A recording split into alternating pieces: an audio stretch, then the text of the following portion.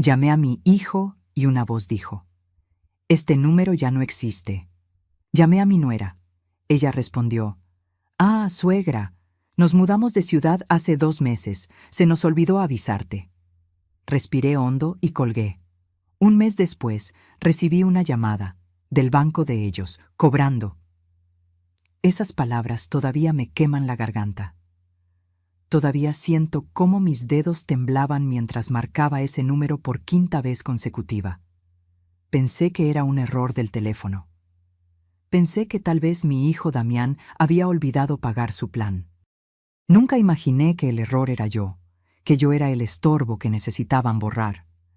Si esta historia te está tocando el corazón, suscríbete al canal y activa la campanita para que no te pierdas ninguna confesión como esta, porque lo que viene te va a dejar sin palabras. Me llamo Estela. Tengo 68 años y vivo sola en Puebla desde hace 5 años, cuando mi Roberto se fue al cielo y me dejó con este silencio que pesa más que cualquier mueble de esta casa. Damián es mi único hijo, mi todo. El niño que cargué en brazos, que curé de fiebres, que aplaudí en cada graduación, el hombre al que le entregué mi vida entera y también mi dinero. Hace 3 años, Damián llegó a mi casa con esa sonrisa nerviosa que siempre usaba cuando necesitaba algo. Traía a Yasmín, su esposa, del brazo. Ella sonreía también, pero diferente, con esa sonrisa que no llega a los ojos. «Mamá», me dijo mientras tomaba café en mi mesa, «tengo una oportunidad increíble. Puedo abrir mi propio taller mecánico. Es mi sueño, pero el banco pide un enganche de 850,000 pesos. 850,000 pesos, el mismo dinero que yo había juntado durante 30 años vendiendo telas en el negocio que heredé de mi padre. Cada metro de lino, cada rollo de algodón, cada cliente que regateaba centavos, todo estaba guardado en esa cuenta. «Mamá», continuó Damián, «te prometo que te voy a pagar. Poco a poco, pero te lo devuelvo todo, y vamos a venir a visitarte cada mes. Te lo juro por mi padre». Juró por Roberto. ¿Cómo iba yo a decir que no? Vendí el local, cerré el negocio de mi papá, entregué todo ese dinero sin firmar un papel, sin pedir garantías, porque él era mi hijo. Y una madre no le pide recibos a su propia sangre. Los primeros 6 meses vinieron religiosamente. Cada domingo, Damián tocaba mi puerta con pan dulce y me contaba cómo el taller iba creciendo. Yasmín se quedaba en el auto revisando su celular, pero al menos venían. Después las visitas se espaciaron, una vez al mes, cada 2 meses. Luego solo llamadas rápidas. «Mamá, estamos ocupados, pero te queremos mucho». Hasta que un martes de octubre marqué su número como siempre hacía. «El número que usted marcó no existe o no está disponible». Pensé que era broma. Volví a marcar. Misma grabación. Con las manos sudando, busqué el número de Yasmín. Ella contestó al 4º tono. «¿Bueno?» «Yas, soy yo, Estela. No puedo localizar a Damián y...» «Ah, suegra». Su voz sonaba distante, como si estuviera haciendo otra cosa mientras hablaba. «Sí, nos mudamos hace como 2 meses a Querétaro. Con todo el caos de la mudanza se nos olvidó avisarle. ¿Necesita algo?» Se les olvidó, como quien olvida comprar leche en el supermercado. «¿Y por qué cambiaron de número?», pregunté, tratando de controlar el temblor en mi voz. «Es que allá las líneas locales son más baratas. Oiga, suegra, ahorita estoy ocupada. Luego le paso el nuevo número de Damián por mensaje, ¿sale?» Colgó. Nunca me mandó ese mensaje. Me quedé sentada en mi sala, mirando el teléfono como si fuera a explotar. La tarde se volvió noche. No encendí las luces. Solo me quedé ahí, en la oscuridad, entendiendo lentamente que mis 850,000 pesos habían comprado mi propio abandono. Un mes entero pasé llamando al último número que tenía de Damián. 30 días enviando mensajes al WhatsApp que seguía marcando entregado, pero nunca leído. 30 noches preguntándome qué había hecho mal. Hasta que una mañana de noviembre, mi teléfono sonó. Era un número desconocido de la Ciudad de México. «¿Señora Estela Ramírez?», dijo una voz masculina, profesional. «Sí, soy yo. Le hablo del Banco Nacional. Soy el licenciado Carranza, del Departamento de Cobranza. Señora, tenemos un problema con el préstamo del señor Damián Ramírez. Usted aparece como aval solidaria de un crédito por 320,000 pesos. El préstamo tiene 3 meses de atraso y necesitamos que nos contacte urgente para evitar acciones legales». El piso desapareció bajo mis pies. Yo no firmé como aval de ningún préstamo, susurré. «Señora, aquí tengo su identificación escaneada y su firma en el contrato. ¿Usted firmó documentos relacionados al taller mecánico Ramírez Motors?» Y entonces lo recordé. Hace año y medio, Damián llegó con papeles. «Son solo formalidades del negocio, mamá. El contador dice que necesita tu firma en estos formatos». Pura burocracia. Yo firmé sin leer, confiando. Mi propio hijo me había convertido en su aval sin decírmelo. «Señora», continuó el licenciado, «si no recibimos el pago en los próximos 30 días, estaremos obligados a iniciar el embargo de sus bienes. ¿Entiende la situación?». Entendía perfectamente. No me buscaban para saber cómo estaba. Me buscaban para cobrar. Y mi hijo había desaparecido. Pero ¿qué fue lo que encontré cuando decidí ir a buscarlos? Lo que descubrí fue mucho peor de lo que imaginaba. El licenciado Carranza me dio 7 días para presentar un plan de pago, 7 días para conseguir dinero que no tenía, 7 días para salvar mi casa del embargo por una deuda que nunca supe que existía. Esa noche no dormí. Me quedé en la cocina con una taza de té que se enfrió entre mis manos mientras revisaba cada papel que tenía guardado. Extractos bancarios, recibos viejos, la escritura de mi casa.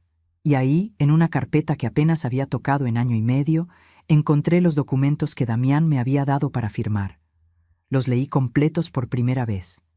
«Contrato de aval solidario», decía en letras grandes.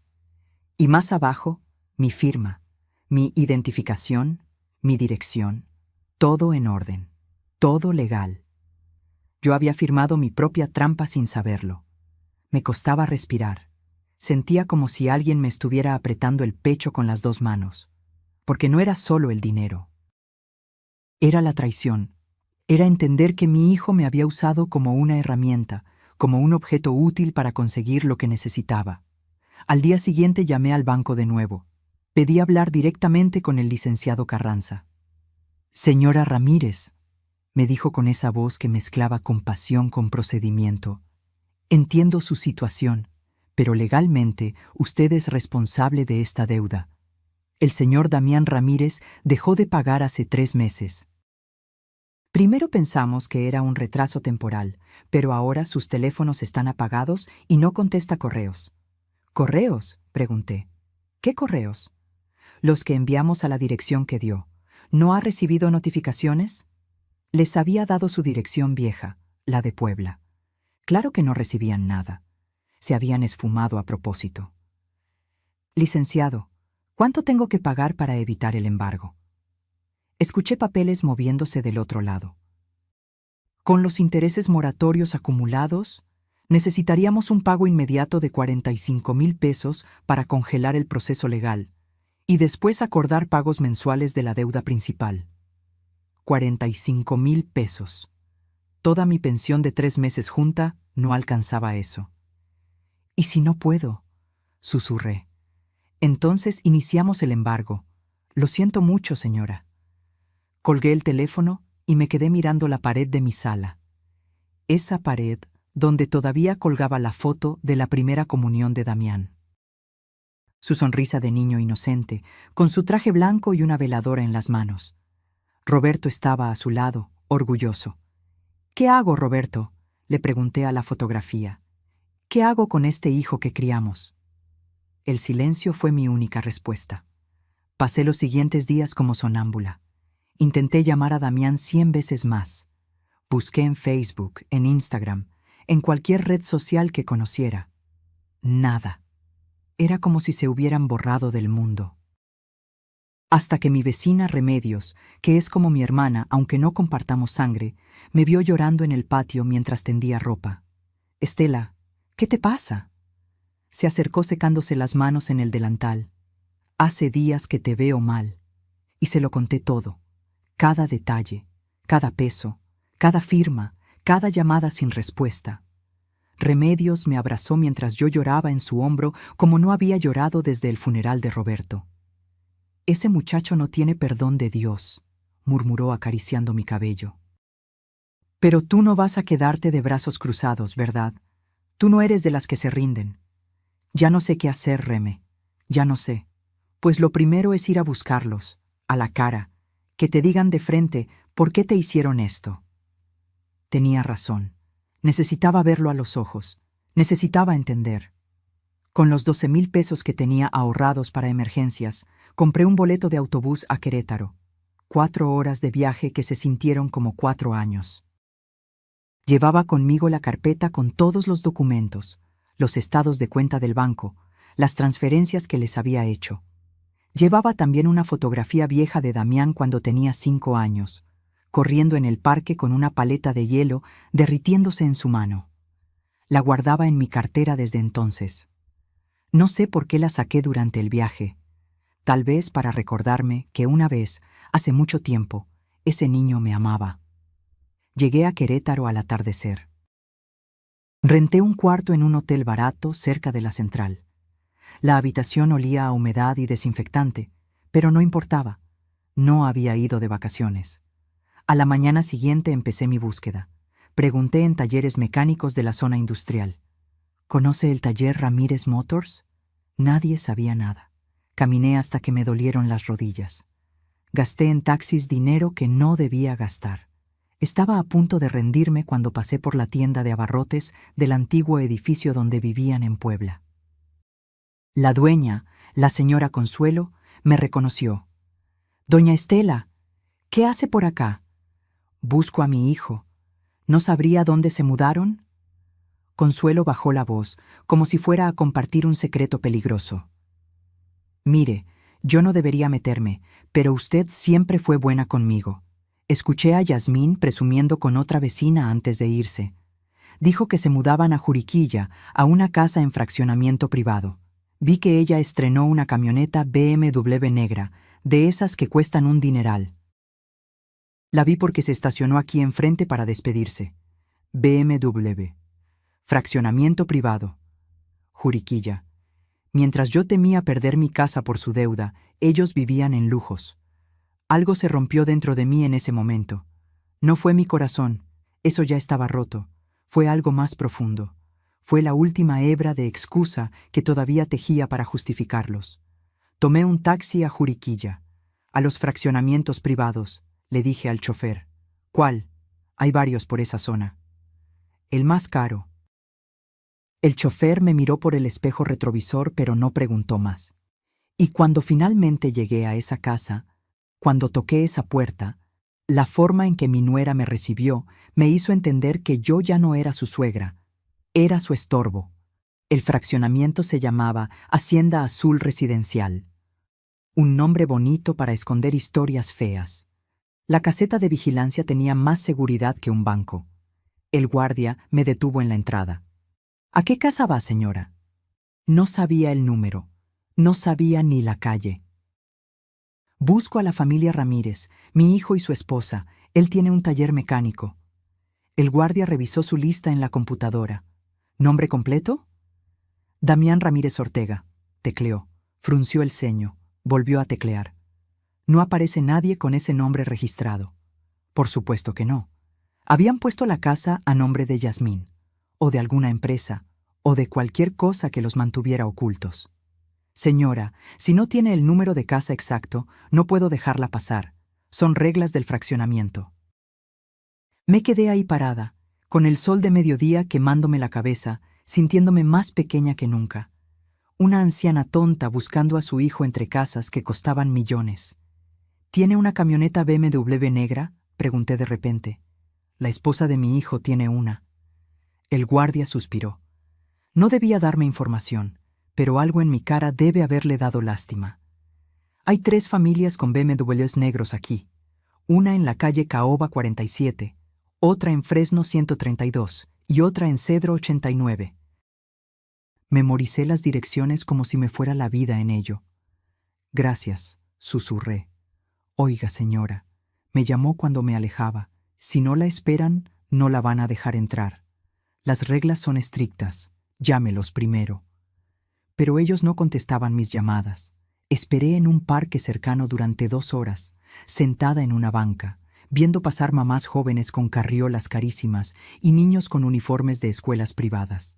Este era el mundo de Damián ahora, un mundo donde yo no cabía. Cuando el sol empezó a bajar, regresé a la caseta. Otro guardia estaba en turno.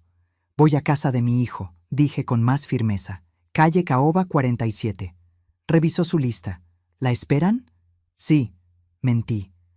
Por primera vez en mi vida, mentí para entrar a la vida de mi propio hijo. Me dejó pasar. Caminé por esas calles perfectas, con sus jardines podados y sus autos de lujo estacionados. Cada casa era más grande que mi casa completa en Puebla. Encontré la calle Caoba. Conté los números. 45, 46, 47. Y ahí estaba. Una casa de 2 pisos, fachada moderna, ventanas enormes, y en la entrada, brillando bajo el sol, una BMW negra con placas nuevas de Querétaro. Mi corazón latía tan fuerte que pensé que me daría un infarto ahí mismo, en la banqueta de mi hijo. Caminé hacia la puerta, toqué el timbre, escuché pasos del otro lado. La puerta se abrió. Era Yasmín. Llevaba ropa deportiva de marca, esa que se ve en los aparadores de tiendas donde nunca entré porque todo costaba lo que yo ganaba en un mes.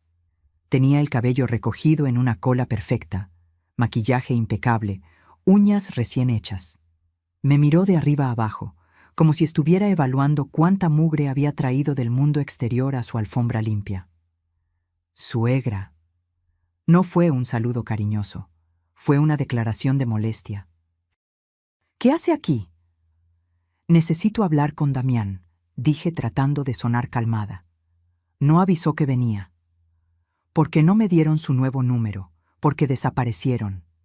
Yasmín suspiró como si yo fuera una vendedora ambulante insistente. Mire, suegra, justo estamos ocupados. Damián tiene junta en línea con unos clientes. ¿No pudo llamar antes? Lo intenté, 100 veces. Nos quedamos mirándonos. Ella bloqueando la entrada con su cuerpo, yo aferrando mi bolsa donde llevaba todos los documentos del banco. Es sobre el préstamo, dije finalmente. El banco me está cobrando a mí. Me van a embargar la casa si no... ¡Damián!, gritó hacia adentro sin dejarme terminar. Tu mamá está aquí. Escuché movimiento, y entonces lo vi.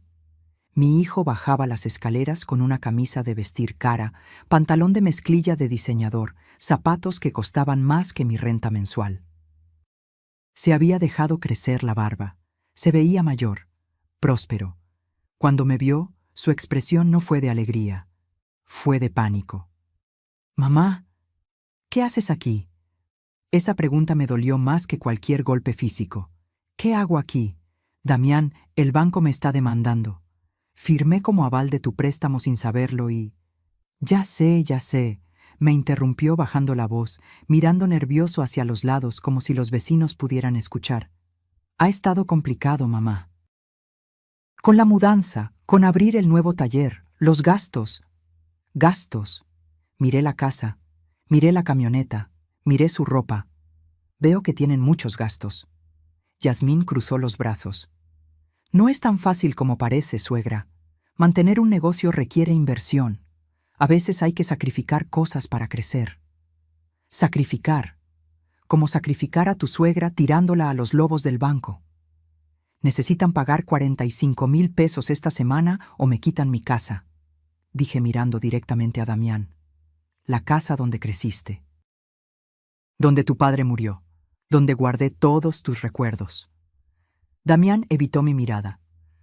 «Mamá, No tengo esa cantidad ahora mismo, pero te puedo dar, no sé, 15,000 para la próxima semana. ¿Te parece? 15,000, cuando yo le había dado 850,000 sin pensarlo 2 veces. ¿Y el resto? Lo iremos juntando, te lo juro. Ya me había jurado antes, por su padre, y aquí estábamos. Yasmín se metió a la casa y regresó con un sobre. Aquí hay 2,000 en efectivo, es lo que tenemos ahora, dijo extendiéndomelo. Los otros 13,000 se los depositamos en la semana. Tomé el sobre, 2,000 pesos. Ni siquiera era propina para ellos.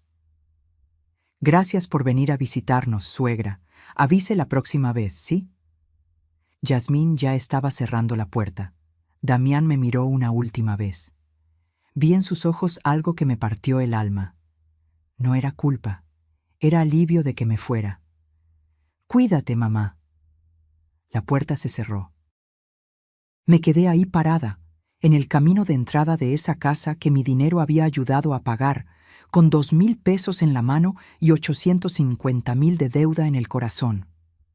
Pero lo que descubrí cuando regresé a casa fue aún más desgarrador. Mi hijo no solo me había olvidado, me había borrado de su vida como quien borra un error. El viaje de regreso a Puebla fue el más largo de mi vida. 4 horas mirando por la ventana del autobús, viendo pasar paisajes que no registraba mi cerebro. Solo podía ver una cosa, la cara de mi hijo cerrando esa puerta. Los 2,000 pesos que me dieron los usé para pagar el hotel y el autobús. Me quedaban 300 pesos en el bolsillo cuando llegué a mi casa esa noche. Remedios me esperaba con caldo de pollo caliente. «¿Cómo te fue?», preguntó, aunque mi cara ya le daba la respuesta. Me recibieron como si fuera una limosnera tocando su puerta, dije, mientras las lágrimas finalmente salían. Como si yo les estorbara. Como si mi presencia ensuciara su alfombra nueva. Remedios me abrazó mientras comía entre sollozos. «Ese muchacho se va a arrepentir», murmuró. «Te lo juro por Dios santo que se va a arrepentir». Pero yo no quería venganza. Solo quería a mi hijo de vuelta. Los 13,000 pesos prometidos nunca llegaron. Pasó la semana. Pasó otra. Cada vez que marcaba el número que finalmente me había dado Yasmín, después de rogarle, sonaba ocupado o se iba a buzón. El banco llamaba todos los días. «Señora Ramírez, necesitamos hablar sobre el plan de pago». «Señora Ramírez, el tiempo se está agotando». «Señora Ramírez, si no recibimos pago esta semana, procederemos con acciones legales». No podía dormir, no podía comer. Bajé tanto de peso que mi ropa me colgaba como trapos en un espantapájaros.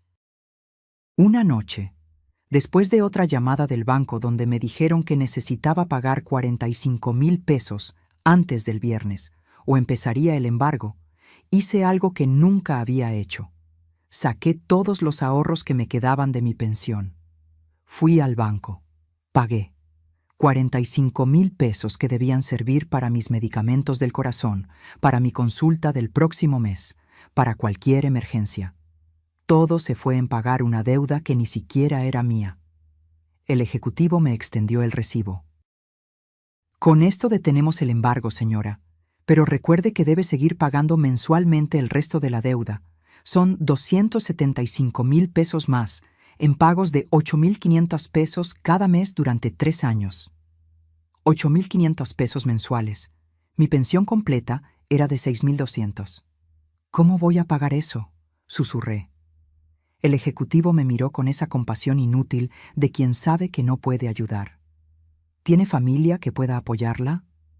Solté una risa amarga que me sorprendió a mí misma. «Mi familia es el problema». Esa misma tarde, Remedios vino con su teléfono en la mano. «Estela, siéntate. Necesito mostrarte algo». «Reme, estoy cansada, no...». «Siéntate». Me senté. Remedios abrió Facebook. Su hija le había enseñado a usarlo el año pasado, y ahora pasaba horas viendo recetas y fotografías de sus nietos. «Mi hija me ayudó a buscar a tu nuera. Encontramos su perfil». Me mostró la pantalla. Era Yasmín. Su foto de perfil mostraba la camioneta BMW, ella con lentes oscuros, sonriendo. Empezó a pasar las publicaciones una por una. Fotos en restaurantes elegantes, platillos que costaban lo que yo gastaba en comida de toda la semana. Fotos en la playa. Fin de semana en Cancún, merecido al vive la vida. Fotos de la casa. Nuestra nueva sala, con muebles italianos, Dreams, Home Sweet Home, fotos de compras, bolsas de tiendas de lujo. Porque una se tiene que consentir self-care. Y entonces Remedios se detuvo en una publicación específica.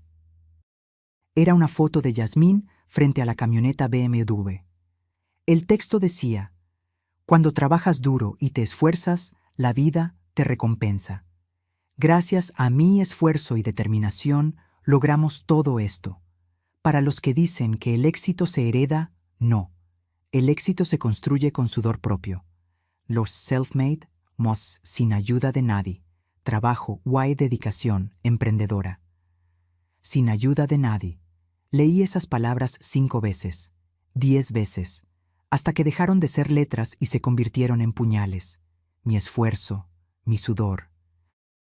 Los 850,000 pesos que saqué de 30 años vendiendo telas no existían para ella.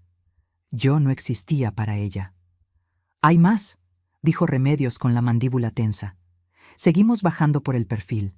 Había una publicación de hace 2 meses. La familia tóxica existe.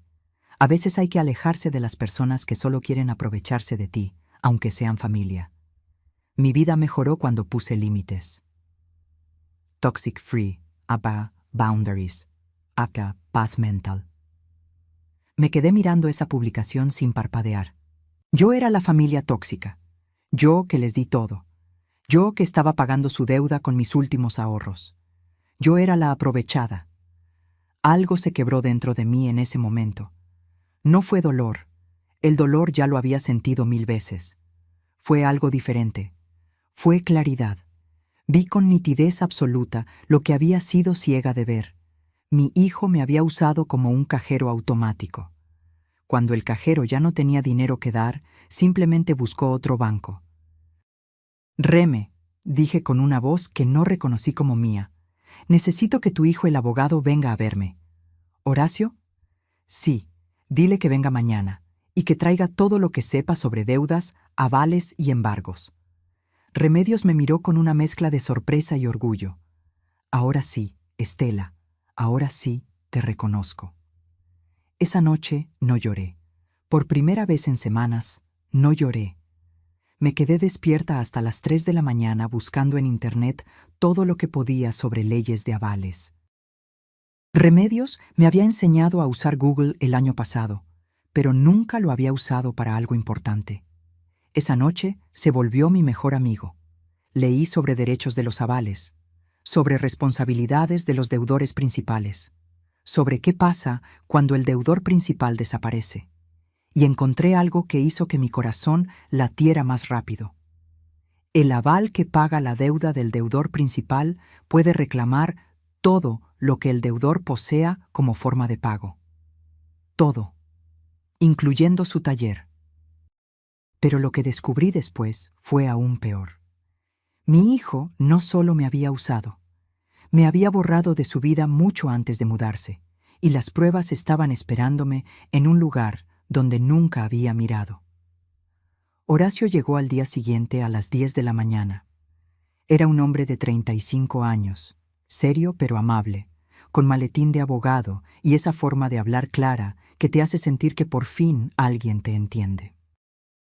Me senté frente a él en mi mesa de cocina, la misma donde Damián me había pedido los 850,000 pesos hace 3 años. «Doña Estela», comenzó Horacio sacando una libreta. «Mi madre me contó todo. Necesito que me enseñe cada documento que tenga. Transferencias, contratos, mensajes, todo». Le di todo. La carpeta completa que había guardado durante años. Los estados de cuenta donde se veían las transferencias a Damián. Los papeles donde firmé como aval sin saberlo. Los recibos del banco de los 45,000 pesos que acababa de pagar. Horacio revisó cada papel con cuidado, tomando notas, frunciendo el ceño. Después de media hora, Levantó la vista. Doña Estela, tengo buenas y malas noticias. Dime las malas primero. Legalmente, usted es responsable de esta deuda. Firmó como aval solidaria, lo cual significa que usted y su hijo son igualmente responsables ante el banco. Si él no paga, le cobran a usted. Eso ya lo sabe. Asentí. Pero las buenas noticias, continuó, son varias. Primero, usted puede demandar a su hijo por fraude si demuestra que la engañaron para firmar. Segundo, puede exigir que le pague cada peso que usted ha puesto. Y tercero, y esto es importante, si usted está pagando la deuda que él contrajo, puede reclamar todo lo que su hijo posea como forma de pago. ¿Todo? Todo, incluyendo el taller mecánico. Si el taller está a nombre de él o de la empresa que él formó, y usted puede demostrar que su dinero ayudó a comprarlo, usted puede embargar ese taller como pago de lo que le debe. Mi corazón latió más fuerte. ¿Cuánto vale un taller mecánico? Depende de la ubicación, el equipo, la clientela, pero si está bien posicionado, podría valer entre 800,000 y 1,500,000 pesos. Más de lo que me debía. ¿Y la casa donde viven? Horacio negó con la cabeza. Si la casa está a nombre de su nuera o rentada, no podríamos tocarla. Pero el taller, ese es diferente. Los negocios son activos embargables. Me quedé en silencio, procesando. ¿Qué me recomienda hacer?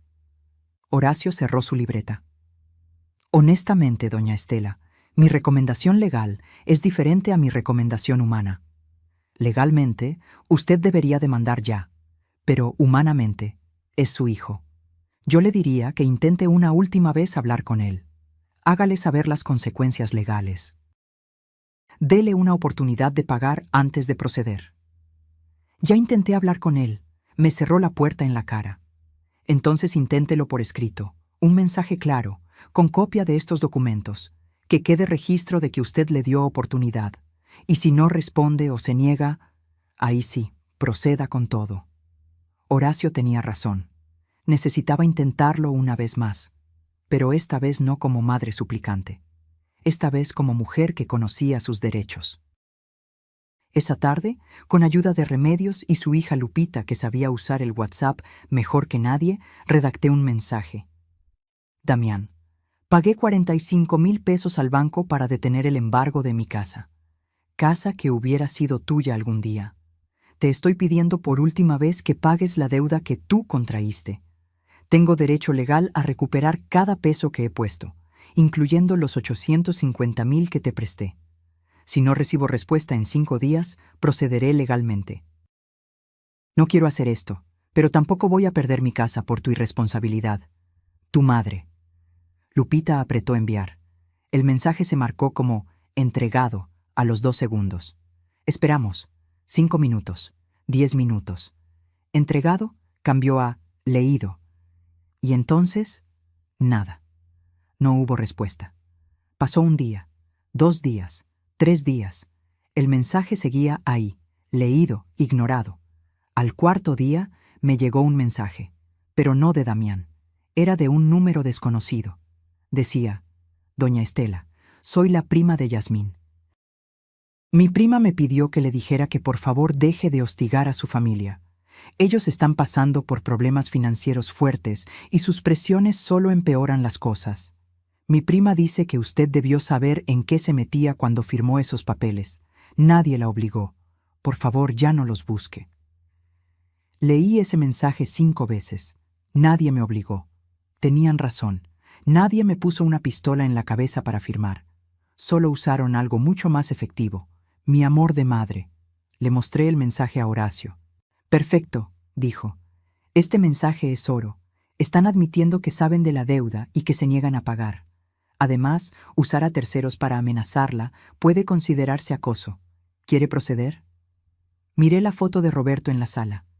Esa foto donde él sonreía con Damián, bebé en brazos.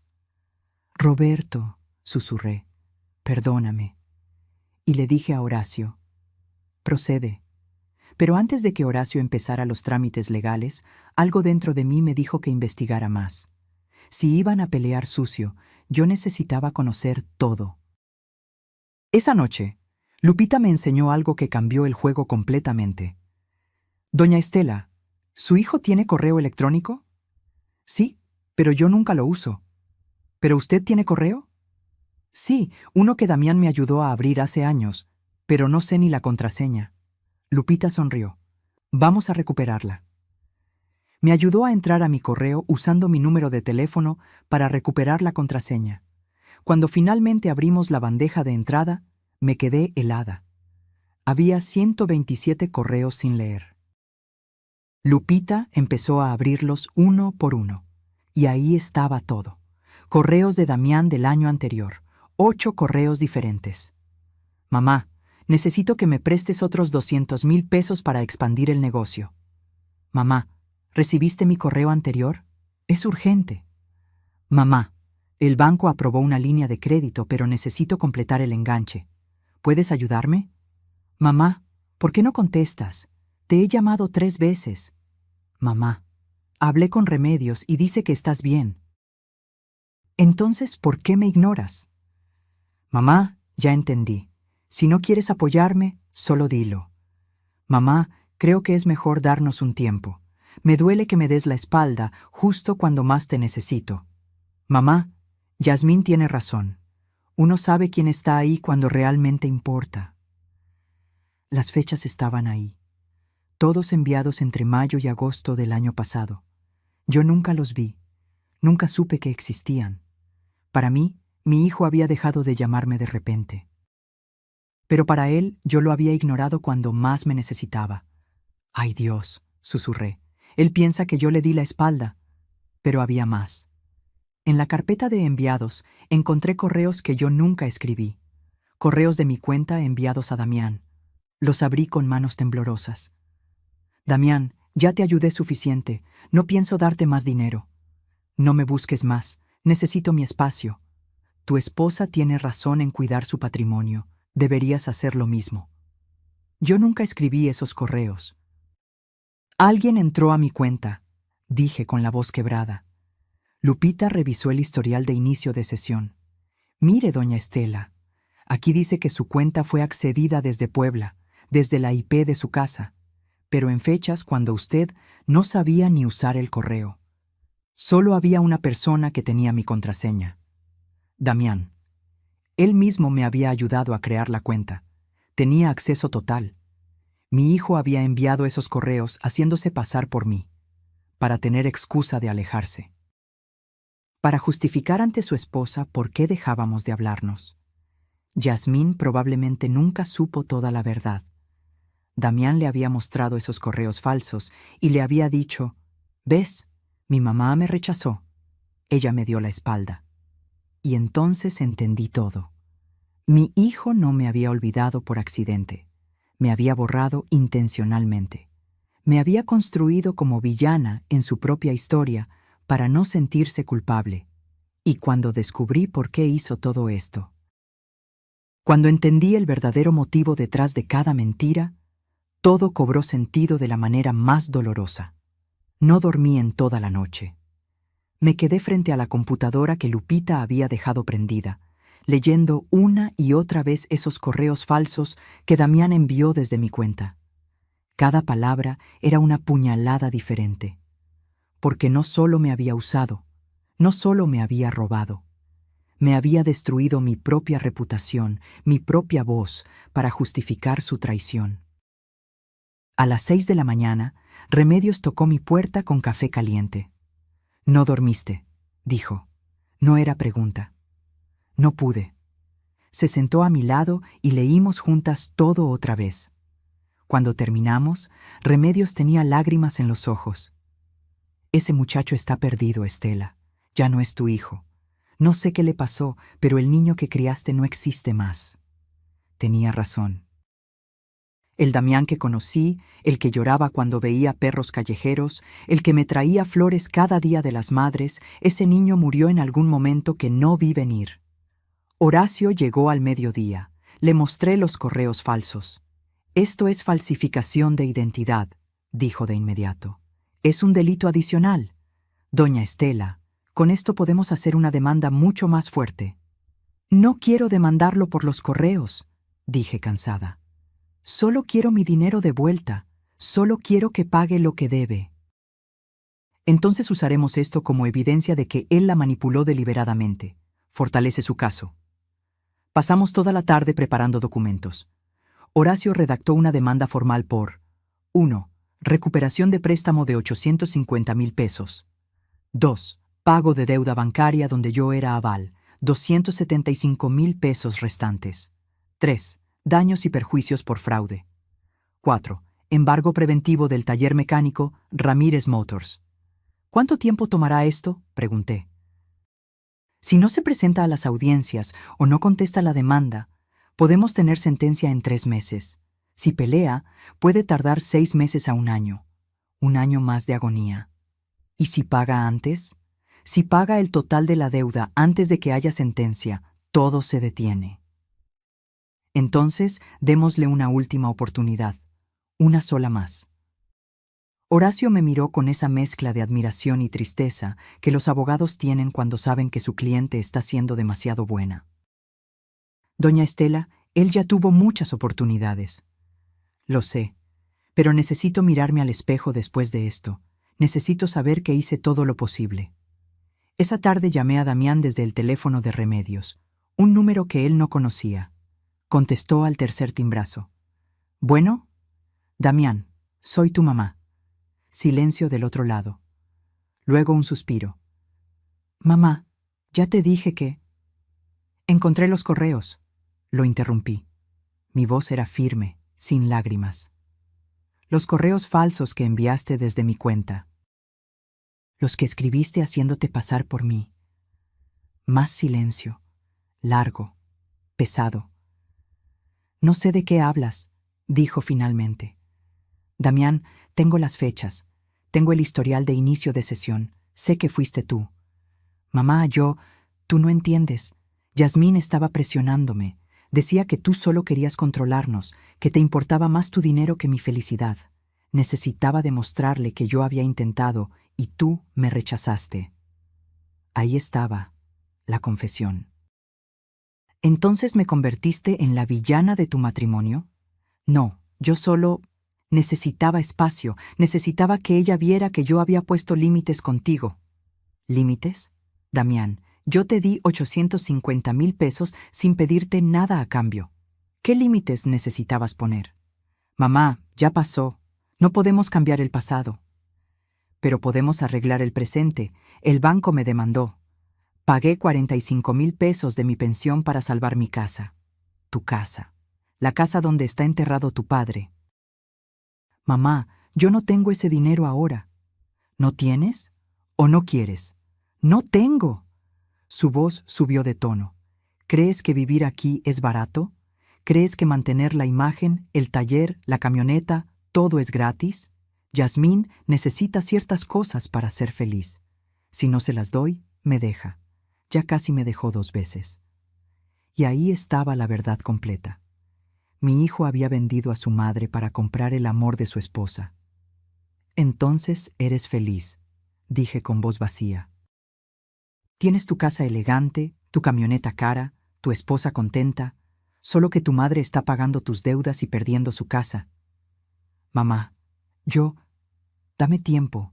Te juro que cuando el negocio despegue...». «No hay más tiempo, Damián. Horacio va a presentar una demanda mañana. Embargo del taller. Recuperación de todo lo que te presté. Todo legal, todo justo». «¿Horacio? ¿El hijo de Remedios? ¿Lo contrataste?» «Sí». «Mamá, no puedes hacerme esto. Es mi taller, es mi futuro». Era mi dinero. Era mi futuro también. El futuro que gasté en ti. «Yasmín me va a matar. Me va a dejar. Todo por lo que he trabajado se va a ir a la basura». «¿Y yo qué, Damián? ¿Qué pasaría conmigo si pierdo mi casa? ¿Dónde viviría? ¿En la calle?» Silencio. Largo. Pesado. «Mamá, tú tienes pensión.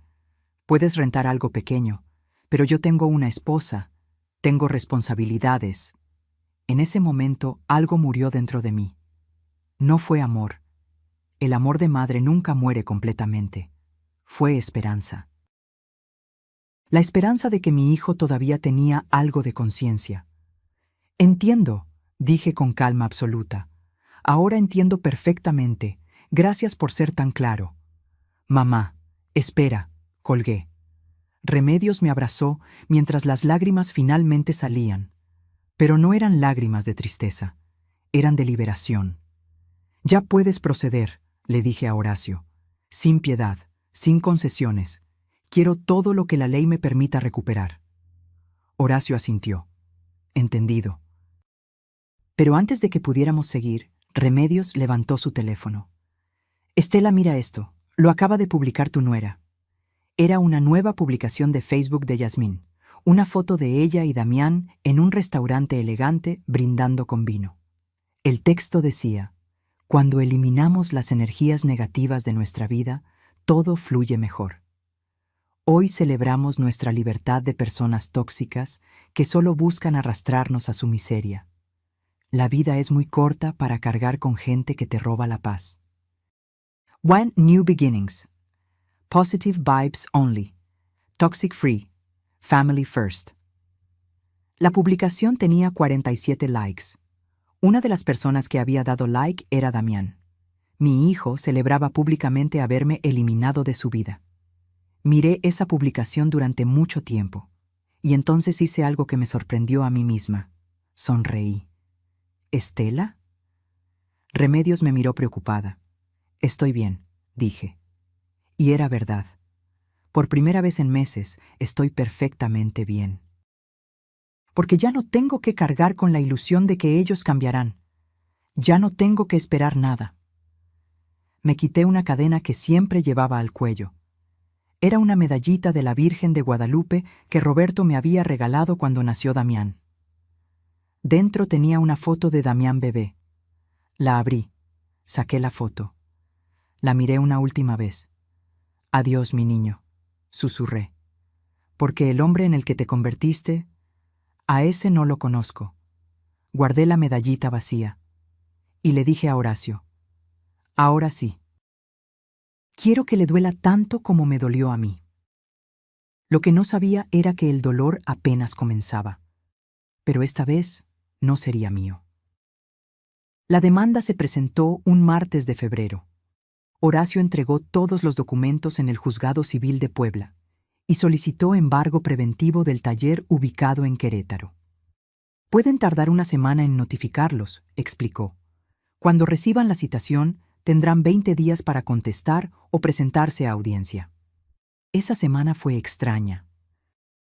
Me sentía como si estuviera flotando, no triste, no feliz, simplemente vacía. Cada mañana me levantaba, hacía mi café, miraba la foto de Roberto en la sala. ¿Hice bien?, le preguntaba. Roberto no respondía, claro, pero yo imaginaba su voz. Estela, nunca dejes que nadie pisotee tu valor, ni siquiera tu propia sangre. Fue algo que me dijo 3 meses antes de morir. Estábamos en el hospital, él conectado a máquinas, yo sosteniendo su mano. Prométeme que vas a defenderte, me había dicho con voz débil. Eres muy noble, Estela, demasiado, y la gente usa eso en tu contra. Nadie me usa, Roberto. Todavía no, pero cuando yo no esté, prométeme que no vas a dejar que nadie te haga menos. Se lo prometí. Y ahora, 5 años después, estaba cumpliendo esa promesa. Pasaron 10 días. Yo seguía mi rutina normal. Iba al mercado, cocinaba, veía telenovelas con Remedios, regaba mis plantas. Pero cada noche me sentaba frente a la computadora y buscaba información. Busqué sobre talleres mecánicos en Querétaro. Encontré el de Damián en Google Maps. Tenía buenas reseñas, excelente servicio, honestos y rápidos, muy recomendado. Qué irónico. Honesto con sus clientes, ladrón con su madre. Busqué valores de propiedades en la zona. El taller estaba en una ubicación privilegiada, cerca de una avenida principal. Según las estimaciones que encontré, un local de esas características valía entre 1,200,000 y 1,500,000 pesos, más que suficiente para cubrir todo lo que me debía. También encontré algo más. El taller no estaba a nombre de Damián directamente. Estaba a nombre de una empresa, Ram Motors S.A.D.C.B. Busqué el RFC de esa empresa en el SAT. Damián aparecía como representante legal y accionista mayoritario. Era embargable. Horacio tenía razón. Yo podía recuperar mi dinero. Pero algo dentro de mí todavía dolía. No por el dinero, por lo que el dinero representaba, mi hijo eligiendo conscientemente destruirme. Una noche, 2 semanas después de presentar la demanda, tuve un momento de debilidad. Saqué el álbum de fotos viejo que guardaba en el closet. Fotos de Damián desde bebé hasta su boda. Damián a los 2 años, con su primer triciclo. Damián a los 6, sin sus dientes de enfrente, sonriendo. Damián a los 15, con su primer trabajo de verano. Damián a los 25, el día de su boda, abrazándome. Gracias por todo, mamá. Eres mi héroe. Me quedé dormida llorando sobre ese álbum. Y tuve un sueño. Roberto estaba ahí, joven otra vez, como cuando nos conocimos. Me tomó de las manos. Estela, ¿por qué lloras? Porque perdí a mi hijo. No, mi amor, él se perdió a sí mismo. Tú sigues siendo la misma. Pero duele, Roberto, duele tanto. Lo sé, pero el dolor es la prueba de que eres humana, de que amaste de verdad. No dejes que ese dolor te haga dudar de ti.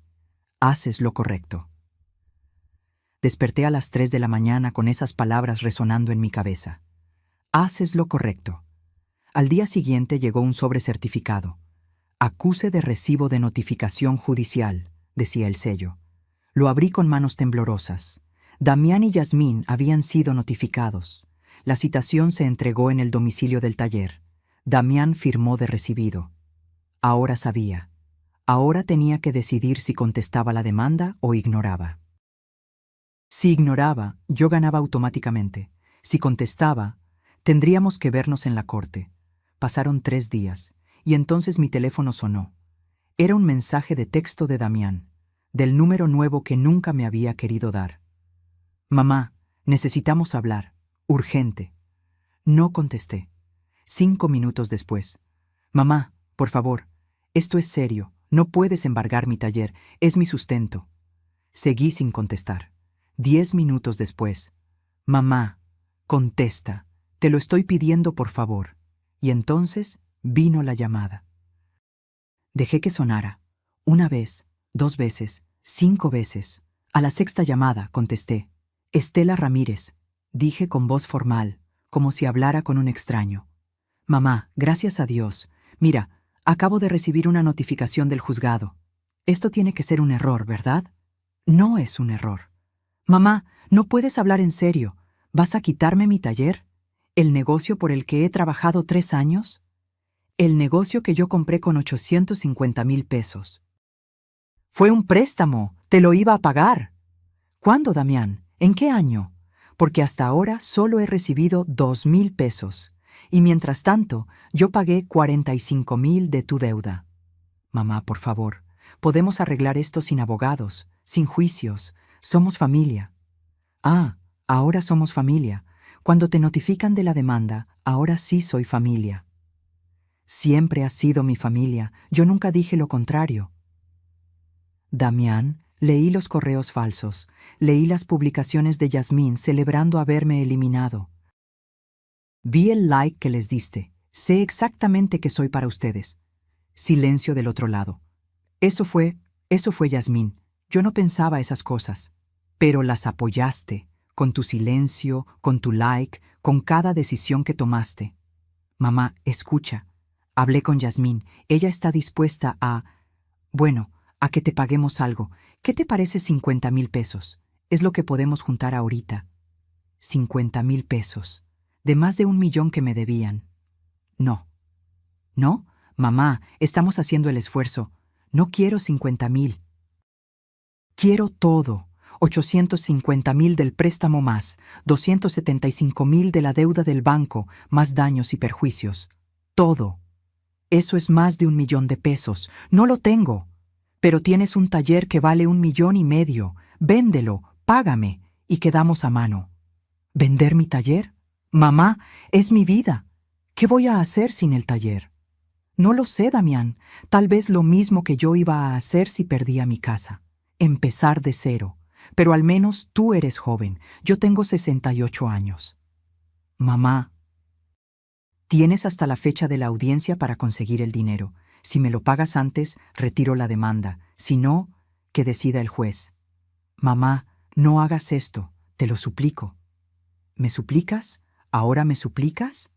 Mi voz se quebró por primera vez. Yo te supliqué que contestaras mis llamadas. Yo te supliqué que me explicaras por qué desapareciste.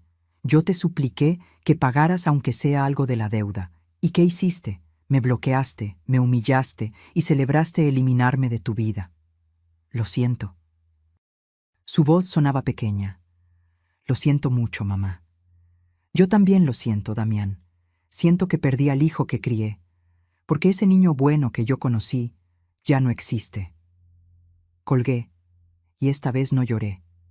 Me senté en mi mecedora, esa que Roberto había hecho con sus propias manos cuando estaba embarazada de Damián, y me mecí lentamente. Sentí algo nuevo. No era dolor, no era rabia, era paz. La paz de quien finalmente dejó de cargar un peso que nunca fue suyo. Pero Damián y Yasmín no se quedarían quietos, y lo que planearon para detenerme fue tan bajo que terminó siendo su propia sentencia. Los siguientes días fueron un silencio extraño. Damián no volvió a llamar. No hubo mensajes. Nada. Eso no me gusta, dijo Horacio cuando le conté. Cuando alguien deja de pelear de repente, significa que está preparando algo. ¿Cómo qué? No sé, pero mantente alerta. Guarda todos tus documentos importantes en un lugar seguro. Seguí su consejo. Metí todos mis papeles en una caja de metal que guardé en casa de Remedios. Copias de todo. Por si acaso. 3 días antes de la audiencia, recibí una visita inesperada. Eran las 4 de la tarde. Tocaron mi puerta. Abrí. Era una mujer que no conocía. 40 y tantos años, vestida de traje sastre, portafolio en mano. ¿Señora Estela Ramírez? Sí, soy yo. Me llamo Lucía Mendoza. Soy trabajadora social del DIF. ¿Puedo pasar? Necesito hacerle unas preguntas. Del DIF. Sistema para el Desarrollo Integral de la Familia. Un mal presentimiento me recorrió la espalda. ¿De qué se trata? Recibimos una denuncia anónima de que usted vive en condiciones de riesgo. Alguien reportó que podría necesitar apoyo o incluso que podría estar en situación de vulnerabilidad mental. Me quedé helada. ¿Vulnerabilidad mental? La denuncia menciona que usted sufre episodios de confusión, que ha estado acosando a familiares pidiendo dinero y que podría ser víctima de algún tipo de deterioro cognitivo. Solo vengo a verificar que esté bien. Damián. Oh, Yasmín. Alguien me había denunciado como senil. Entre, dije con la mandíbula tensa. Revise todo lo que quiera. Lucía entró y empezó a hacer preguntas. ¿Sabía qué día era? ¿Sabía dónde vivía? ¿Recordaba mi fecha de nacimiento? ¿Tenía familia? ¿Por qué estaba sola? Respondí todo con claridad absoluta. Revisó mi casa, mi cocina limpia, mi baño ordenado, mi sala impecable, mis medicamentos organizados por día de la semana. Señora Ramírez, dijo finalmente, está claro que usted está perfectamente bien. No hay ningún indicio de deterioro cognitivo ni de condiciones de riesgo. Lo sé. ¿Tiene idea de quién pudo hacer esta denuncia? Mi hijo. O mi nuera. Estoy demandándolos por fraude y deudas. Supongo que esta es su forma de defenderse. Lucía apretó los labios. Entiendo. Lamentablemente, las denuncias falsas son más comunes de lo que cree, especialmente en casos de disputas familiares. Voy a cerrar el expediente como sin fundamento. Si vuelven a molestarla, puede reportarlo como acoso. Gracias. Cuando Lucía se fue, llamé a Horacio inmediatamente. Intentaron declararme incompetente, dije con voz temblorosa de rabia. Para invalidar la demanda. Hijos de... Horacio se contuvo. Doña Estela, esto es grave, pero también es perfecto, porque ahora tenemos evidencia de mala fe. Van a quedar muy mal ante el juez. Esa noche no pude dormir de pura indignación. No era el dinero.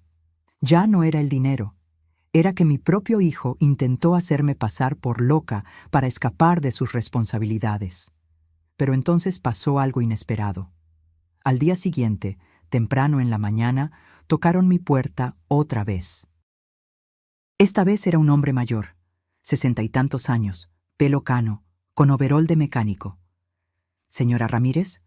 Sí. Disculpe la molestia. Me llamo Ernesto Vega. Era socio de su hijo en el taller. ¿Era? Damián nunca le contó de mí, ¿verdad? No. Ernesto suspiró. ¿Puedo pasar? Creo que hay cosas que usted necesita saber. Lo dejé entrar.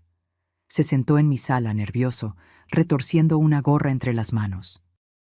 Señora, cuando Damián abrió el taller hace 3 años, yo puse 300,000 pesos. Él puso el resto. Íbamos a ser socios al 50-50. Trabajé en ese taller desde el primer día. Pero hace 6 meses, Damián me dijo que el negocio no estaba dando suficiente dinero, que teníamos que cerrar mi participación.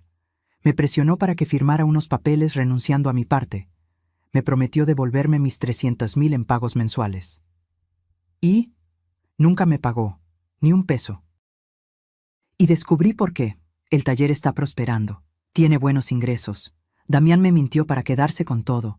Presenté una demanda hace 3 meses. Me quedé en silencio, procesando. ¿Por qué me cuenta esto? Porque me enteré de su demanda. Un conocido que trabaja en el juzgado me lo comentó. Y pensé, tal vez podemos ayudarnos mutuamente. Si usted gana el embargo del taller, yo pierdo mi oportunidad de recuperar mi dinero. Pero si trabajamos juntos... ¿Qué propone? Que unamos las demandas. Entre usted y yo, Damián nos debe más de 1,000,000 de pesos. Si logramos el embargo conjunto, podemos liquidar el taller, dividir el dinero según lo que nos debe a cada uno y ambos recuperamos lo nuestro. Miré a ese hombre. Vi en sus ojos el mismo cansancio, la misma traición que yo sentía. ¿Damián le hizo firmar como aval de algún préstamo sin que usted supiera? No, pero me hizo firmar documentos de disolución de sociedad bajo engaños. Igual es fraude. Tenía razón. Hable con mi abogado. Le di el teléfono de Horacio. Él verá cómo proceder. Ernesto se fue con una mezcla de esperanza y tristeza. Y yo me quedé pensando. ¿A cuántas personas más había traicionado mi hijo? Horacio llamó esa tarde. Doña Estela, hablé con el señor Vega. Su caso es sólido. Si unimos fuerzas, la demanda es imbatible. Damián va a perder el taller sí o sí. ¿Eso es legal? Totalmente. Son 2 acreedores diferentes reclamando deudas legítimas. El juez va a ordenar la liquidación del activo principal, que es el taller, y se distribuye el dinero entre los acreedores según lo que les debe. ¿Y Damián? Damián se queda sin nada, y aún así probablemente no alcance para cubrir todo. Tendría que pagar el resto con otros bienes o con pagos mensuales por años. Por primera vez en semanas, sonreí. No de felicidad, de justicia. Proceda. La audiencia estaba programada para el viernes a las 10 de la mañana. Horacio me recogió temprano. Yo llevaba mi mejor vestido, ese azul marino que usaba para ocasiones importantes. Roberto siempre decía que ese vestido me hacía ver fuerte. Necesitaba verme fuerte. Llegamos al juzgado. Era un edificio viejo en el centro de Puebla, con pasillos fríos y olor a papel viejo.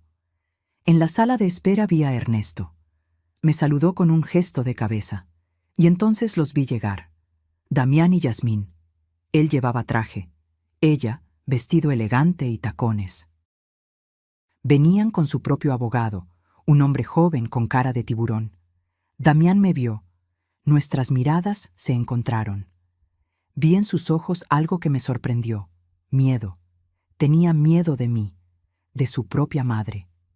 Yasmín me lanzó una mirada de puro veneno. Nos llamaron a la sala. El juez era un hombre de 50 años, pelo entrecano, mirada seria. Caso 247-2024. Ramírez Ortega contra Ramírez Pérez. Más demanda acumulada de Vega Morales contra Ramírez Ortega. Y entonces comenzó.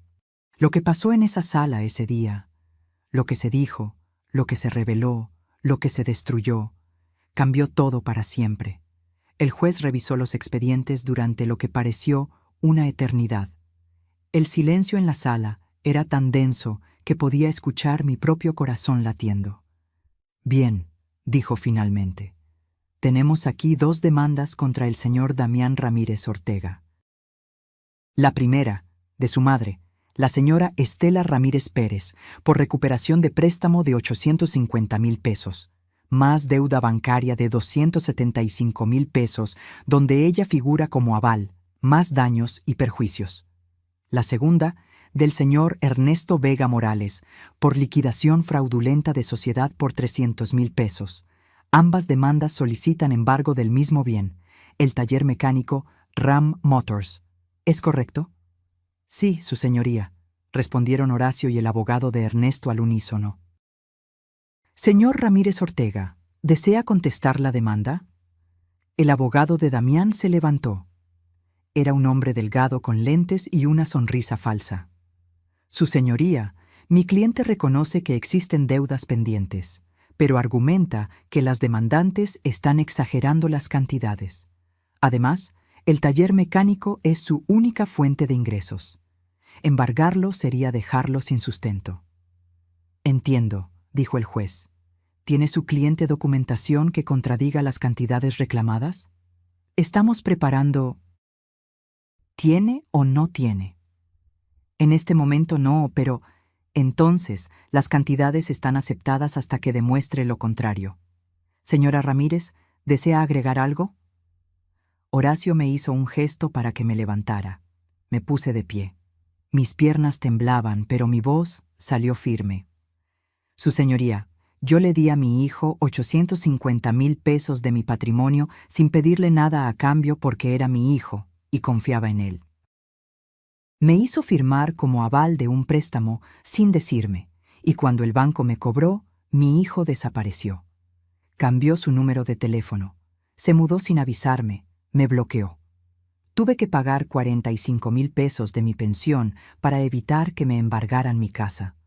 Mi hijo envió correos falsos desde mi cuenta para hacerme quedar mal ante su esposa.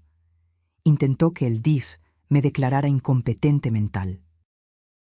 Y mientras tanto, él y su esposa viven en lujos, en una casa elegante, con una camioneta de casi 1,000,000 de pesos, publicando en redes sociales que son exitosos por su propio esfuerzo. Mi voz se quebró en la última frase. Su señoría, continué, no quiero destruir a mi hijo, solo quiero recuperar lo que es mío, lo que trabajé durante 30 años, para poder vivir con dignidad mis últimos años. Me senté. Sentí lágrimas en mis mejillas y no me importó. El juez miró a Damián. Señor Ramírez Ortega, ¿qué tiene que decir? Damián se puso de pie. Su abogado le susurró algo, pero él lo ignoró. Su señoría, todo lo que dice mi mamá es verdad. Le debo el dinero, le mentí, la evité, hice cosas terribles. Yasmín lo jaló del brazo, susurrando furiosa. Damián se soltó. Pero tenía miedo, continuó. Miedo de no poder pagar, miedo de decepcionar a mi esposa, miedo de admitir que había fracasado. Entonces construí mentiras sobre mentiras hasta que todo se me salió de control. Hizo una pausa. Me miró directamente. Mamá, lo siento. Siento todo. No espero que me perdones. Pero necesito que sepas que nunca dejé de quererte. Solo dejé de ser un buen hijo. El silencio en la sala era absoluto. ¿Y el señor Vega? Preguntó el juez. Damián bajó la mirada. También le mentí. Le robé su inversión porque necesitaba el dinero para mantener apariencias que no podía pagar. Yasmín se levantó de golpe. ¿Qué estás diciendo? No digas nada más. Ya basta, Yasmín. dijo Damián con cansancio. Ya basta de mentiras. El juez golpeó su martillo. Orden en la sala. Señora, siéntese. Yasmín se sentó, con la cara roja de furia. El abogado de Damián parecía querer hundirse en su silla. Su señoría, dijo Horacio levantándose, ante la confesión del demandado solicitamos sentencia inmediata. Embargo total del taller mecánico, liquidación del bien y distribución proporcional entre los acreedores según lo adeudado. El juez revisó los papeles nuevamente. Dada la confesión explícita del demandado y considerando la documentación presentada que respalda las reclamaciones, dictó sentencia a favor de las partes demandantes. Golpeó el martillo. Embargo inmediato del taller mecánico Ram Motors ubicado en Querétaro.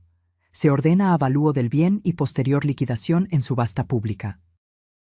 El producto de la venta se distribuirá proporcionalmente entre la señora Estela Ramírez Pérez y el señor Ernesto Vega Morales, según las deudas comprobadas.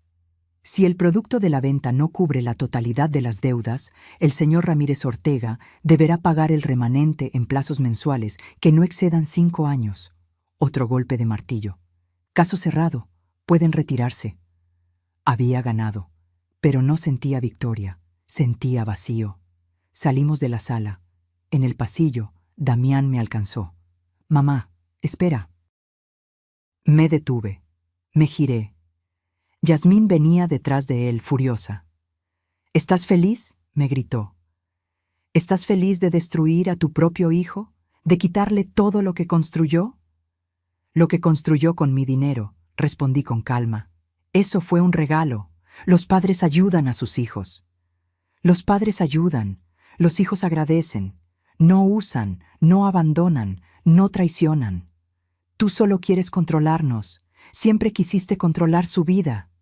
Yasmín, la voz de Damián sonó cansada. Detente. ¿Qué? ¿Ahora la defiendes? Acabas de perder todo por ella.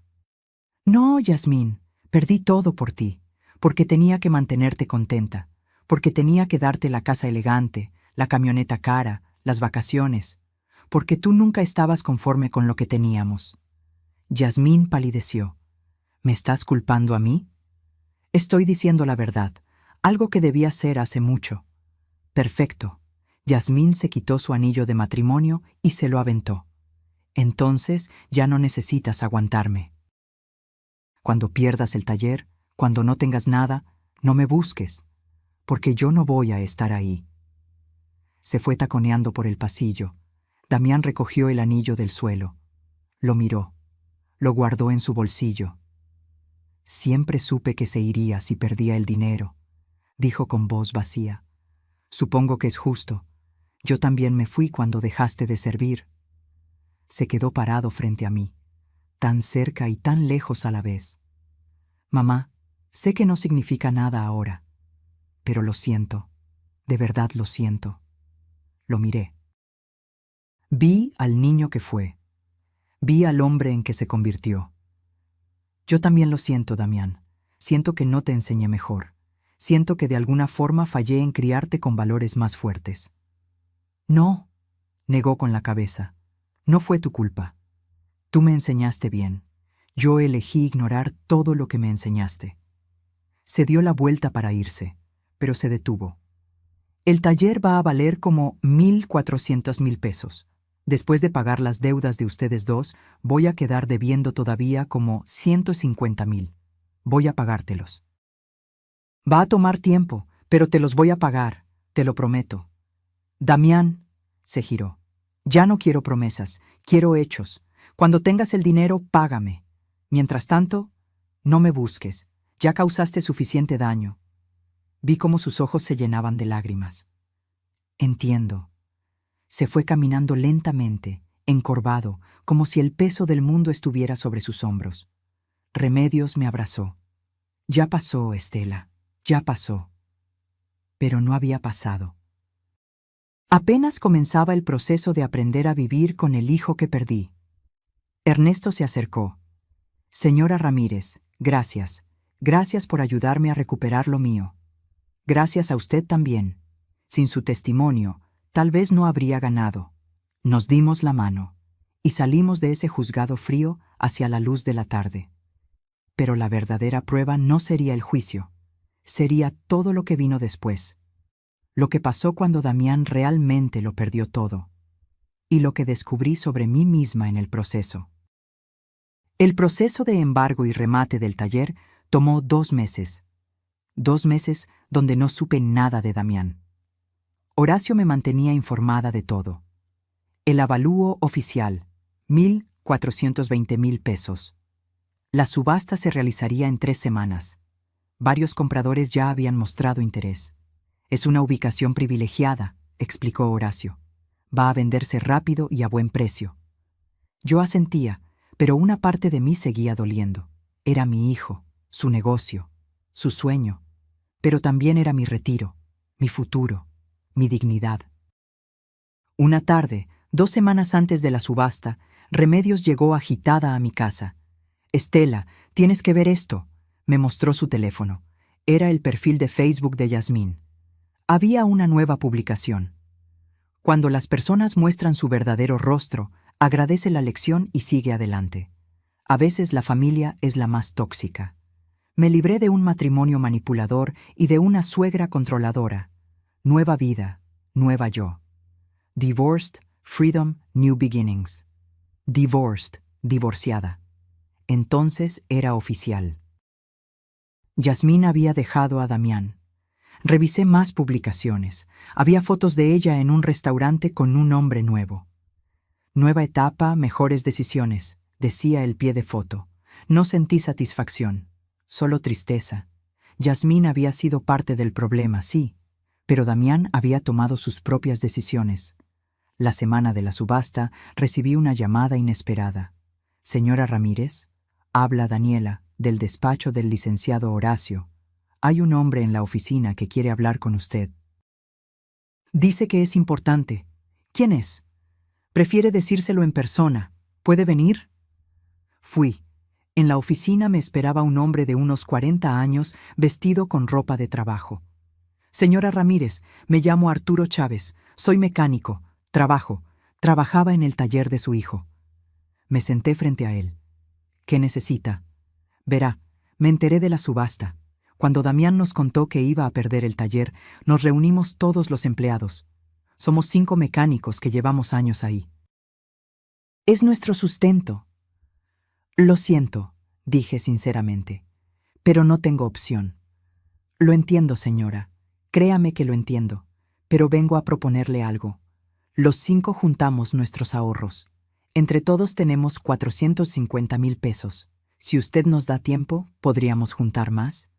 Quisiéramos comprar el taller en la subasta y seguir operándolo. Sería cooperativa de trabajadores». Me quedé en silencio, sorprendida. «Es una buena zona», continuó Arturo. «Tenemos clientela fiel. El negocio es redituable. Solo necesitamos que sea nuestro, sin Damián, sin deudas». «La subasta es abierta», expliqué. «Yo no puedo decidir quién compra». «Lo sé, pero pensamos, si usted pudiera hacer una oferta razonable en la subasta, ganarla y después vendérnosla a nosotros en pagos. Sería bueno para todos. Usted recuperaría su dinero garantizado y nosotros mantendríamos nuestros empleos». Miré a Horacio. «¿Es legal eso?» «Totalmente. Usted puede participar en la subasta como cualquier comprador. Y después puede vender el bien a quien quiera». «¿Y el señor Vega?» «A él se le paga su parte del producto de la subasta de inmediato. El resto sería para usted. Y si usted decide financiar la venta a estos señores, es su decisión». Pensé. Estos hombres no tenían culpa. Eran trabajadores honestos atrapados en el desastre de Damián. ¿Cuánto podrían pagar mensualmente? Arturo sacó unos papeles. Hicimos números. Si compramos el taller en 1,400,000 y usted ya tiene su parte de la subasta, nosotros le pagaríamos el resto en, digamos, 25,000 pesos mensuales durante 5 años. Hice el cálculo mental.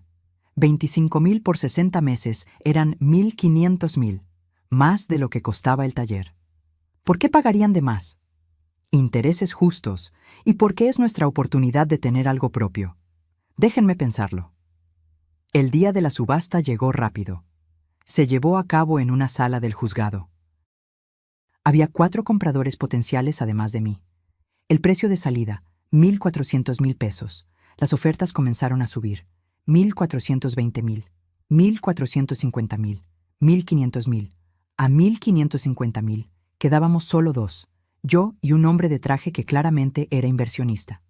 1,600,000, ofrecí. El hombre me miró, evaluando. Subió su oferta. 1,650,000. 1,700,000, dije con firmeza. El hombre negó con la cabeza y se retiró. Vendido a la señora Estela Ramírez Pérez por 1,700,000 pesos. El martillo cayó. El taller era mío. El proceso de pago y transferencia tomó una semana. Del monto de 1,700,000, 300,000 fueron para Ernesto Vega por su deuda. 850,000 fueron para mí por el préstamo original. 275,000 fueron para mí por la deuda del banco. 275,000 fueron para mí como intereses y compensación. Total recuperado, 1,400,000 pesos de los 1,700,000. Los 300,000 restantes cubrieron gastos legales, impuestos de la subasta y otros costos del proceso. Al final, recuperé mi dinero completo más compensación por el daño. Justicia matemática perfecta. Una semana después, firmé un contrato de compraventa con los 5 mecánicos. Les vendí el taller en 1,400,000 pagaderos en 5 años a 25,000 mensuales. Ahora tenía un ingreso fijo garantizado de 25,000 pesos cada mes durante 5 años.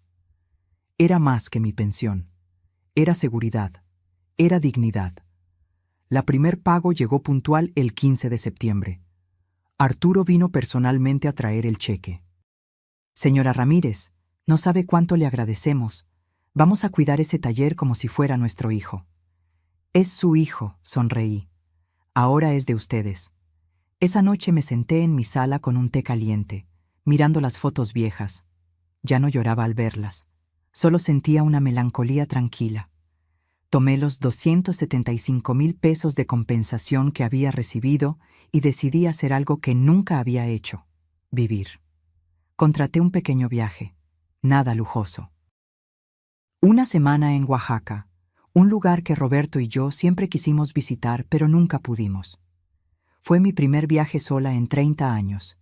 Caminé por las calles de Oaxaca, comí tlayudas, visité Monte Albán. En las ruinas, mirando el valle desde la cima, sentí algo que no había sentido en años: paz. Lo hiciste, Roberto, susurré al viento. Me defendí, como me pediste. También usé parte de ese dinero para ayudar a Remedios con una operación de cadera que necesitaba. Ella lloró cuando le di los 50,000 pesos. No puedo aceptar esto, Estela. Claro que puedes. Tú estuviste conmigo cuando nadie más estuvo. Esto es solo una pequeña parte de lo que significas para mí. Con otros 80,000 pesos, creé un pequeño fondo de ayuda en mi colonia para madres solas o ancianas abandonadas. Cada mes, Remedios y yo dábamos entre 3,000 y 5,000 pesos a una familia que lo necesitara. No era mucho, pero era algo, y el resto lo guardé para emergencias. Para no volver a quedar vulnerable nunca más. Pero faltaba algo, faltaba el cierre con Damián, y cuando llegó, fue de una manera que nunca esperé. 6 meses después de la subasta, era un día común, febrero otra vez. 1 año exacto desde que empezó esta pesadilla. Estaba regando mis plantas en el patio cuando mi teléfono vibró. Número desconocido. Dudé, pero contesté. ¿Mamá? Era Damián. Su voz sonaba diferente, más pequeña, rota. Soy yo. Largo silencio. ¿Cómo estás?, preguntó finalmente. Bien. ¿Y tú? Sobreviviendo. Estoy trabajando en un taller aquí en Puebla. Solo como mecánico, no como dueño. El dueño es buena gente, me paga 8,000 pesos quincenales. Rento un cuarto en una vecindad. 8,000 pesos quincenales, lo mismo que él ganaba antes de tener el taller. ¿Y Yasmín? Se casó con el tipo con el que salía. Vi las fotos en Facebook. Se ven felices. Lo siento. Yo no. Ahora entiendo que nunca me quiso. Solo quiso lo que yo podía darle. Cuando no pude darle más, se fue. Como yo hice contigo. Silencio largo. Mamá, te llamo porque quiero disculparme de verdad, no como en el juzgado. Esto no es porque quiera algo, es porque he tenido mucho tiempo para pensar, para entender lo que hice, para vivir las consecuencias. ¿Y qué entendiste? Que fui un pésimo hijo, que te usé, que te traicioné, que preferí impresionar a una mujer que nunca me amó en lugar de cuidar a la única persona que me amó incondicionalmente toda mi vida. Sentí un nudo en la garganta. También entendí, continuó, por qué lo hiciste, por qué me demandaste. No fue venganza, fue supervivencia, fue dignidad, fue enseñarme una lección que yo nunca aprendí por las buenas. Damián, déjame terminar, por favor. Necesito decir esto. Llevo meses ensayándolo. Esperé. Te destrocé la vida, mamá, y la mía también. Pero la diferencia es que tú tenías derecho a defenderte, y lo hiciste. Y ahora vivo con lo que merezco. Nada, sin negocio, sin esposa, sin lujos.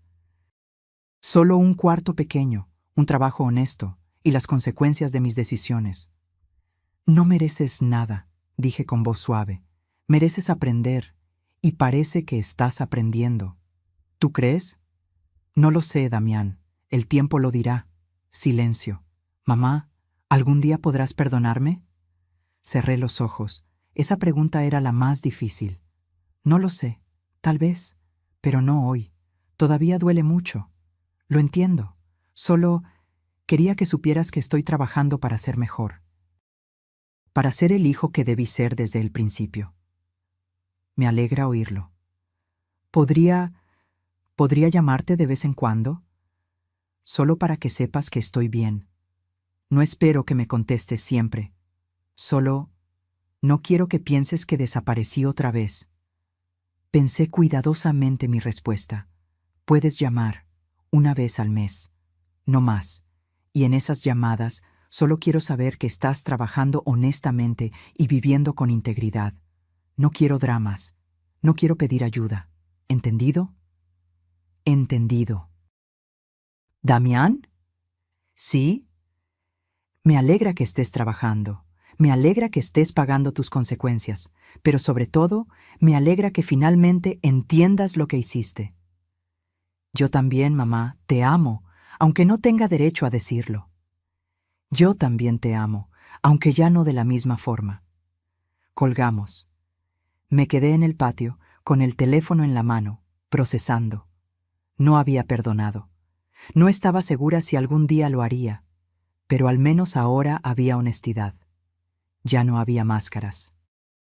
3 semanas después, llegó un sobre a mi puerta. Dentro había 5,000 pesos en efectivo y una nota escrita a mano.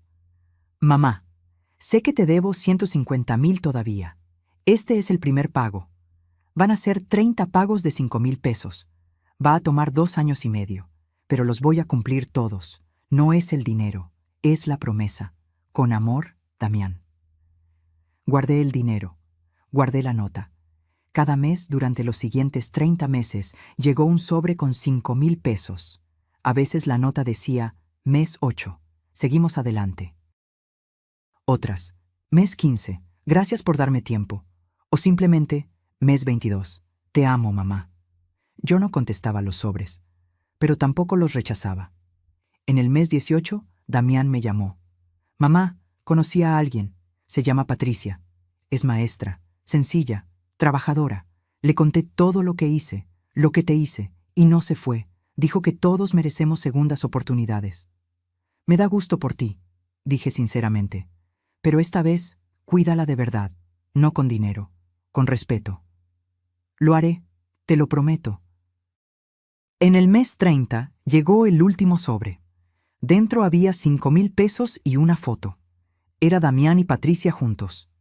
Ella se veía amable, con sonrisa genuina. Él se veía tranquilo. Ya no tenía esa tensión en los hombros que siempre cargaba cuando estaba con Yasmín. La nota decía: «Mamá, este es el último pago, deuda saldada. Pero hay otra deuda que nunca podré pagar completamente. El daño que te hice. Solo quiero que sepas que el hombre que hizo esas cosas ya no existe. He cambiado. No porque lo perdí todo, sino porque finalmente entendí lo que importa. Patricia y yo nos vamos a casar en junio. Sería el honor de mi vida si vinieras. Pero lo entenderé si no quieres. Te amo. Siempre te amaré. Tu hijo, Damián». Miré esa foto durante largo rato, y entonces llamé a Remedios. «Reme, necesito un vestido nuevo. Voy a una boda». La boda fue pequeña, en un jardín público de Puebla, solo 30 invitados. Cuando llegué, Damián me vio y se le llenaron los ojos de lágrimas. «Viniste». «Vain», confirmé, «pero no por ti, por mí, porque necesitaba cerrar este capítulo». Patricia se acercó. Era incluso más bonita en persona. Sencilla, sin maquillaje excesivo, con ojos bondadosos. «Señora Ramírez, es un honor conocerla. Damián me ha contado todo, y quiero que sepa que nunca dejaré que olvide el valor de la familia. Nunca». La abracé. «Cuídalo, pero cuídate tú también, no te pierdas en él». «Lo prometo». La ceremonia fue simple, bonita. Cuando el juez preguntó si alguien se oponía al matrimonio, hubo silencio total. Esta vez, Damián había elegido bien. En la pequeña recepción, Damián se acercó a mí. «Mamá, ¿podemos hablar un momento?» Caminamos hacia un rincón del jardín. «Quiero que sepas algo», dijo. «Todo lo que perdí, el taller, el dinero, el estatus, fue lo mejor que me pasó. Porque perdiendo todo eso, me encontré a mí mismo. Encontré lo que realmente importa. ¿Y qué es? Vivir honestamente. Valorar a las personas correctas y entender que la riqueza real no está en lo que tienes, sino en quién eres». Asentí. «¿Aprendiste la lección, entonces?» «La lección más cara de mi vida, pero la más importante». «Damián, no voy a olvidar lo que pasó, pero estoy dispuesta a intentar construir algo nuevo, no como antes, algo diferente, con límites claros, con respeto mutuo». «¿Límites?» «Sí. No volverás a pedirme dinero, no volverás a involucrarme en tus decisiones financieras. Y si me faltas al respeto, desapareceré de tu vida sin dudar. ¿Entendido?» «Entendido. Pero dentro de esos límites, podemos intentar ser madre e hijo otra vez, poco a poco». Se le escapó un sollozo. «Gracias, mamá. No merezco esta oportunidad, pero juro que no la voy a desperdiciar». Lo abracé. Por primera vez en casi 2 años, abracé a mi hijo. No era el mismo abrazo de antes. Era más cuidadoso, más consciente. Pero era un abrazo, y a veces eso es suficiente. Han pasado 3 años desde que todo comenzó. 3 años desde esa llamada del banco que cambió mi vida para siempre. Estoy sentada en mi sala, la misma donde lloraba cada noche hace años. Pero ahora es diferente. Hay plantas nuevas en las ventanas, fotos nuevas en las paredes, y una paz que no había sentido en décadas. Los 25,000 pesos mensuales del taller siguen llegando puntualmente. Arturo y sus compañeros convirtieron el negocio en algo próspero. Incluso abrieron una segunda sucursal el año pasado. «Todo gracias a usted, doña Estela», me dijo Arturo en su última visita. «Sin su confianza, seguiríamos siendo solo empleados». «Sin su esfuerzo, el taller no valdría nada», respondí. «Ustedes hicieron el trabajo. Yo solo les di la oportunidad. Uso parte de ese ingreso para vivir cómodamente. Ya no cuento centavos. Ya no me preocupo por las medicinas. Puedo comprar el pan que me gusta sin sentir culpa. Otra parte la sigo invirtiendo en el Fondo de Ayuda Comunitaria.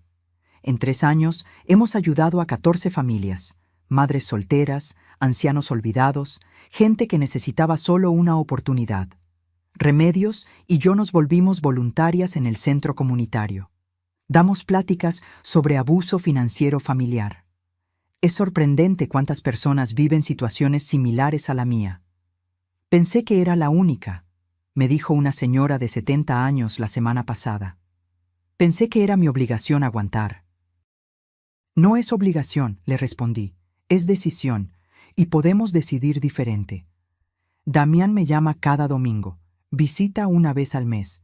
Siempre trae algo pequeño, pan dulce, flores, una foto nueva. Patricia está embarazada, van a tener una niña, le pondrán Estela. No tienes que hacerlo, le dije cuando me lo contaron.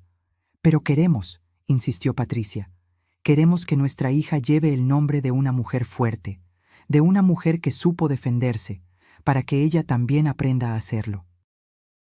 Y me quedé sin palabras.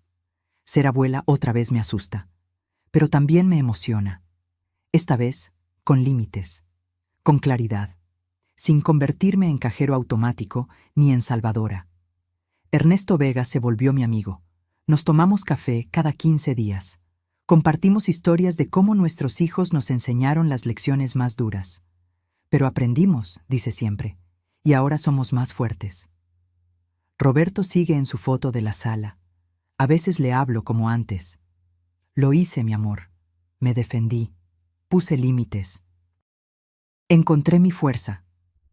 Y juro que su sonrisa en la foto se ve más brillante. Ayer, mientras ordenaba el closet, encontré el álbum viejo de Damián, las fotos de cuando era niño. Las miré sin llorar, solo con nostalgia suave. Ese niño se perdió en algún lugar del camino, pero el hombre en que se convirtió está intentando encontrarse. Y eso es suficiente. Cerré el álbum y lo guardé en el estante superior. El pasado está ahí, lo acepto, pero ya no vivo en él. La vida me enseñó algo crucial en estos años. Amar a tus hijos no significa sacrificarte por ellos. Significa enseñarles a ser personas íntegras. Y a veces, la mejor enseñanza es dejar que enfrenten las consecuencias de sus acciones. También aprendí que perdonar no significa olvidar. Significa soltar el veneno, soltar el resentimiento que te enferma el alma, pero manteniendo la memoria que te protege de repetir errores. Y la lección más importante: tu valor no depende de cuánto das, sino de cuánto respetas lo que eres. Durante años fui la madre que daba todo sin esperar nada, y pensaba que eso me hacía buena madre. Ahora sé que me hacía madre vulnerable, madre usada, madre agotada. La buena madre no es la que se deja destruir, es la que enseña límites con amor, la que dice no cuando es necesario, la que se defiende, demostrando a sus hijos que defenderse no es egoísmo, es dignidad. Esta mañana, antes de escribir esta última parte de mi historia, salí al patio con mi café. El sol apenas estaba saliendo. El cielo tenía ese color rosado que tanto me gusta, y me sentí agradecida.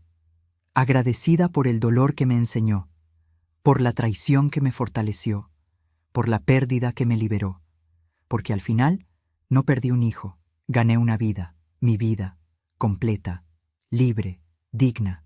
Y eso, después de todo, es lo único que realmente importa. Mensaje final. Si esta historia tocó tu corazón, si te viste reflejada en mis palabras, o si conoces a alguien que está viviendo algo similar, déjame un comentario contándome desde dónde nos estás viendo y qué fue lo que más te impactó de esta historia. Dale like si crees que el amor propio no es egoísmo, sino supervivencia. Y suscríbete al canal para seguir escuchando historias de vida real, de mujeres reales que aprendieron a defenderse. Porque la verdadera riqueza no está en lo que posees. Está en lo que no permites que te quiten, tu dignidad, tu paz, tu valor. Y eso nadie puede arrebatártelo, a menos que tú se lo permitas. Fin.